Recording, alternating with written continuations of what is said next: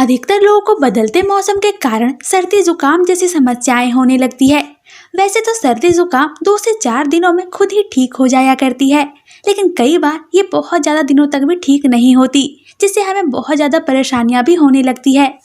मौसम बदलने के अलावा वायरल इन्फेक्शन, ठंडी गर्म चीज़ों का सेवन एक साथ करना, व्यायाम ना करना, कब्ज जैसी समस्याओं की वजह से भी सर्दी जुकाम खांसी जैसी परेशानियां होने लगती है।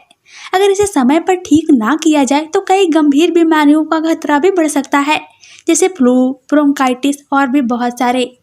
कई लोग सर्दी जुकाम होने पर दवाई ना लेकर घरेलू नुस्खे से ही ठीक कर लेते हैं। ऐसे में योग का नियमित अभ्यास भी आपको सर्दी जुकाम खांसी से राहत दिला सकता है। चलिए आज हम आपको कुछ ऐसे ही योगासनों के बारे में बताएंगे जो आपको जल्द से जल्द इससे राहत पहुंचा सकता है। चलिए जानते हैं। पहला है वज्रासन। इस योग को करने के लिए सबसे पहले घुटने टेक कर बैठ जाएं। अब अपनी एड़ी पर अपनी जांघों को सेट करें। अपने हाथों को अपनी जांघों पर और अपनी पीठ को सीधा रखें। गहरी सांस लें और लगभग 10 मिनट तक इसी स्थिति में रहें, फिर आराम से बैठने की स्थिति में लौट आएं। दूसरा है वाम भस्त्रिका। वाम भस्त्रिका योग करने से सर्दी जुकाम में काफ़ी फायदा होता है। इस योग को करने के लिए दाएं हाथ के अंगूठे से बाईं नासिका को बंद करें और बाईं नासिका से तेज गति से सांस लें और छोड़ें। इस प्रक्रिया को 10 बार करें।